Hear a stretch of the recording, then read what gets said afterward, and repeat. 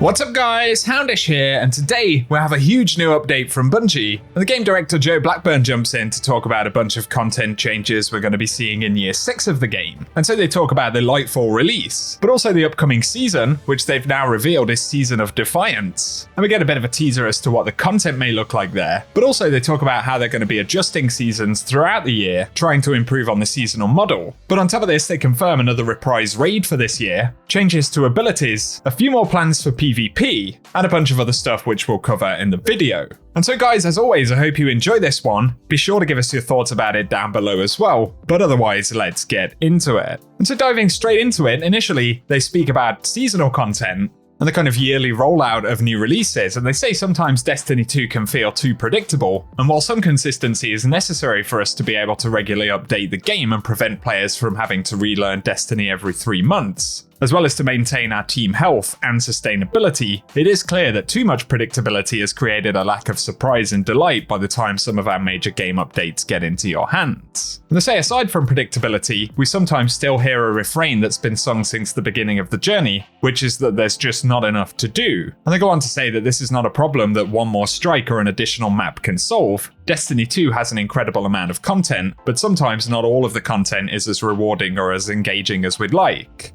And so with issues laid out in front of us, we created 4 big goals leading up to the final shape, which are to expand players' imaginations, bring challenge back to Destiny, enrich the content, and to connect Guardians. In Destiny 2, we want each major update to get the gears inside our players' heads turning on to what's new and what it means for the way that we interact with the game. This wasn't true for all of our releases last year, and it's going to take changes across multiple seasons to get us where we want to be. We can't break all of the design bones we want right away, so instead let's unpack how we'll take on the challenge over the course of the next year. And so initially they speak about Season of Defiance, and they say Lightfall will launch alongside the season, and while most of this content was wrapped up before this new goal was put into place, we still have numerous seasonal quality of life changes along with substantial iterations to our current model coming to shake things up, starting with reducing complexity with our progression systems, and that means fewer competing currencies to earn. So they're doing away with umbrals and umbral energies, and after we've unlocked seasonal focusing, if we want to focus an engram into a particular seasonal weapon or armor, all we need is Glimmer and a seasonal engram. They say additionally, seasonal engrams will be stored and tracked on seasonal vendors, so managing the engram bucket in the character's inventory will be easier than it is today. And here they provide an image linked to the new season, and it is super cool. Looks a little bit like this might be on Earth right here, but we've got the 3 Guardians up front with some new armor and gear. Almost reminds me of Solstice stuff, but actually it is Awoken themed.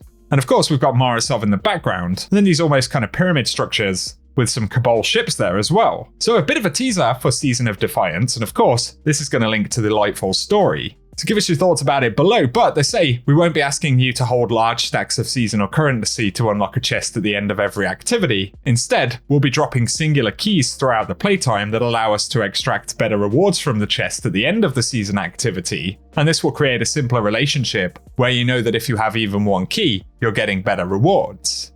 It also repositions these chests as true bonuses and not requirements. Unlike today's seasonal currencies, keys won't drop every time you complete an activity. And to compensate, we've made the base rewards for each seasonal activity completion better.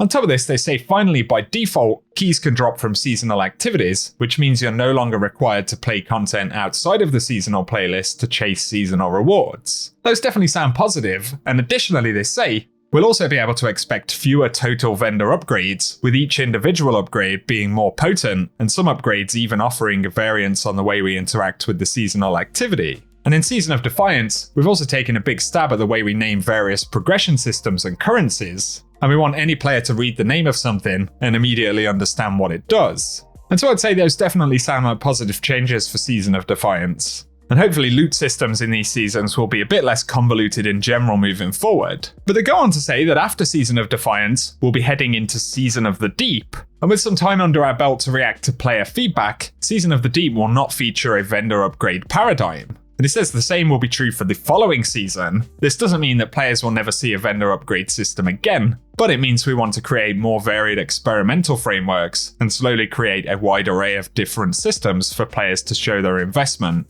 into seasonal content. And the same in both Season of the Deep and Season 22, The team is pushing the envelope to create more fresh activity experiences, like when we first unveiled the Shattered Realm in Season of the Lost. or debuted Battlegrounds in Season of the Chosen. And so that does it for season-specific changes. Give us your thoughts below. But here they talk about weapon crafting, and they say the plan is to change how we think about obtaining weapons with some major updates to weapon crafting. So in terms of what we can expect with weapon crafting in the year of Lightfall, they want to create independent chassis for both crafted and non-crafted weapons. Fewer of the total weapons will be craftable, and more of our weapons with long-term sources will get value from random perk rolls. To allow these non-crafted weapons to stand toe-to-toe with crafted weapons, in Lightfall, and in the year of Lightfall, more and more of our non-crafted weapons, starting with new raid adepts this year, will have the ability to be enhanced. And enhancing allows the dropped weapon to start leveling up, use mementos, and gain access to both enhanced perks and enhanced intrinsic properties, but only the enhanced versions of the perks and masterwork that are already on the version of the weapon you are enhancing. And so simply said, with some time and resources, enhancing allows you to take random rolled weapons you've earned or obtained, and enhance its existing roll to match the full power of a crafted weapon. That definitely sounds interesting. And they say they're targeting to roll this out initially with Lightfall Raid Adepts, and that'll be at the launch of Season of the Deep, but long term, they want to expand this functionality to most of the new non-crafted weapon drops, although there are some technical hurdles they need to solve first. Additionally though, for crafted weapons, some changes include that we'll never see deep sight on a weapon unless it's something you need to make pattern progress on, so when we see a red border, we'll know it's valuable. And targeting Season of the Deep, they say they'll be adding a mechanism to activate deep sight on any craftable weapon that we don't have the pattern for. So some sort of unexpected changes right there, I suppose. And they're going to be changing the way that we think about crafting and enhanced weapons in general. But they say finally we want to tackle one more thing out of game to help with that goal of expanding player imagination, and that's giving players a little more of a sneak peek into releases before they hit the servers. So while some of the releases this year will be kept secret until they hit players' machines, others, like Season of the Deep, will be previewed, and they'll share key details ahead of time. So a few more reveals, I suppose, really is what they're saying, specifically about season content as we head into Year 6. But next they speak about challenge in Destiny, and they say if we just turned up our enemies across the game, we'd start to encounter issues where combatants frequently one-shotted players, and it would feel super spongy. As a result, even more relaxing content would require players to conform to the most meta Guardian loadouts. But on the other hand, if we were only to tune the player's efficiency, the RPG elements would start to feel like they matter less, and Destiny might start to lose its essential fantasy of being this powerful battle wizard in space. So instead of focusing just on one vector, we're going to take measured approaches in both the player's toolkit and the strength of monsters. And so across PvE and PvP, we believe that abilities dominate too many engagements due to potency.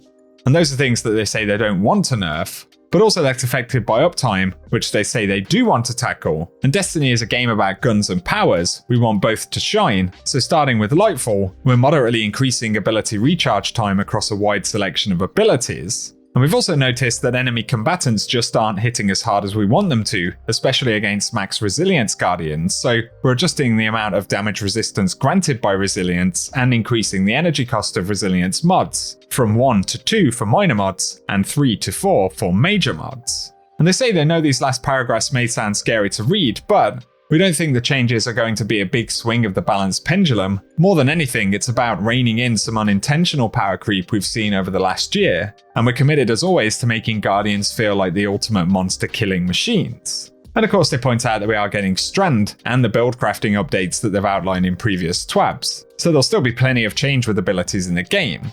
In terms of enemy difficulty though, they say they're going to be adjusting this same difficulty tweak on Vanguard Ups playlists as what they've done in some previous seasons. And they're essentially talking about the way enemies feel in Season of the Seraph right now. They say we aren't going to set this playlist knob to a level quite as intense as Battlegrounds playlist, but we do want to use this setting to make Vanguard Ups more engaging to the average Guardian starting in Lightfall. And the approach to power and difficulty is also going to be present when players are roaming around near Muna. While we don't want the entire game to feel like it's turned up to 11, we think these changes will help enemy forces patrolling near Muna feel dangerous and worth your attention.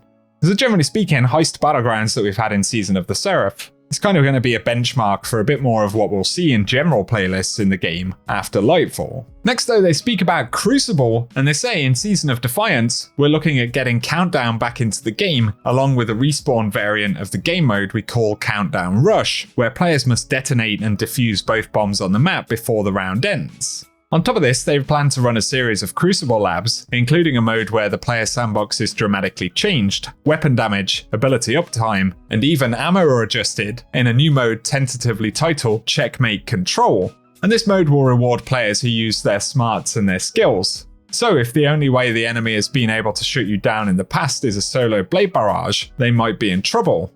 However, this isn't all we have planned for modes, so keep your eyes on labs for more classic and all new modes later this year. So it sounds like a mode right there where abilities are going to be adjusted dramatically, which is definitely something that players have suggested over the past few years. An interesting tease to what we might see right there. And they say we think a steady stream of novel game modes and reining in of player power are going to do a lot for the health of PvP. But we're still committed to keeping true to our Crucible maps plan, which means the arrival of Meltdown in Season of the Deep, a brand new map on the Vex network in Season 22, and the return of the Citadel in our last season before the final shape. We'll also be looking at our existing maps and doing a spawn retuning pass on many of them this year to improve how various modes flow. And they say looking at things like the Iron Banner revamp, they're currently looking at the rewards and matchmaking structures for Trials of Osiris, and would like to push more updates to the mode this year in order to more consistently keep the population at healthier levels. And additionally, in competitive, they want to improve the speed at which players climb the rank that matches their Crucible skill, and ensure that it's clear why you won or lost the specific number of ranked points shown after a match. So let us know what you think of those PvP changes coming up later this year, guys. But something else interesting right here is that they plan to introduce an exotic mission rotator. And they say over the years we've added a ton of great exotic missions like Presage and Operation Seraph Shield. This year, we'll not only continue to create new exotic missions, but, starting in Season 22, we'll be adding an exotic mission rotator. Like the Legacy Raid and Dungeon rotators, the exotic mission rotator will feature exotic missions from the past that rotate on a weekly cadence, and offer great rewards for players willing to dive into some classic content.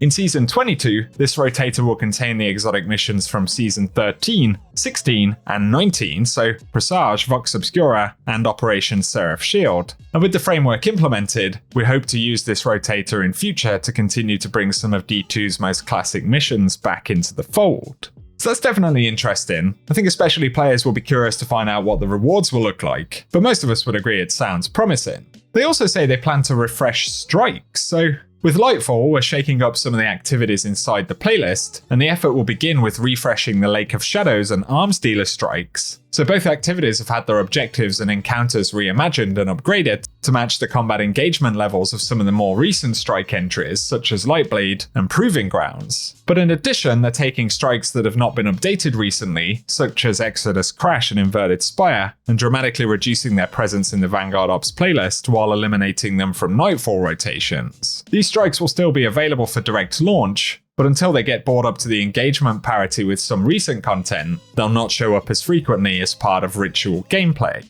So interesting that Bungie are going to be reworking a couple of strikes at least right there, and they say they plan to upgrade how Battlegrounds integrate with Vanguard Ops. So alongside Lightfall, the Season 16 and 19 Battlegrounds will be added to the Vanguard Ops playlist, and so we'll continue to be able to access the Seraph Battlegrounds. And they say additionally they'll be adding a selection of battlegrounds as Nightfalls. So the process will begin with the Mars Heist battleground being part of the Nightfall rotation in Season of Defiance, and they expect more battlegrounds to be following suit each season. I think that could totally mix the playlist up a good amount right there. Give us your thoughts about running a Heist battleground as a Nightfall. Could be pretty cool and potentially refreshing. But they say looking further, as they get further away from Lightfall on the season schedule, they say they're planning on making changes to ritual content based on what they've observed about why players engage in it. And over time, they want to start pushing more rewards to ritual content and more options to engage with ritual content. And that includes changes such as moving the initial source of obtaining exotic armor away from lost sectors and back into core rituals. No longer asking players to earn all of the ritual pursuit ornaments in seasonal challenges, and allowing players to earn more new rewards and complete more of their weekly challenges by playing content of their choice. They do finish by talking about some social elements, and they say Fireteam Finder is going to be one of the biggest. And they say they had hoped to get this into the game this summer with Season 22, alongside the next Reprise raid.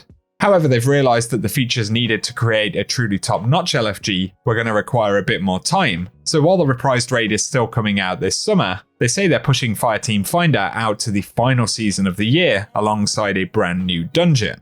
And so that will be dropping probably right at the back end of 2023. But of course, there are plenty of other systems in the social aspect going live inside of Lightfall. So I have quite a bit to look forward to this year, guys. And mostly I think these sound like very positive changes that are touching on various different parts of the game. The seasonal model changes are positive. The fact that we'll continue to get exotic quests, the reprised raid, and of course a bit more love for PvP, I think are generally going to be welcomed, but of course, we'll see throughout 2023 how Bungie managed to deliver on that stuff. For now though, give us your thoughts down below what stood out to you the most in the update, and if you want to read it in full, I will link it down below. But for today, if you've enjoyed the video, a rating below really does help us out on the channel, and if you want to be kept up to date with more Lightfall content, be sure to get subscribed. Otherwise though, thank you for tuning in, and I hope you guys have an awesome day.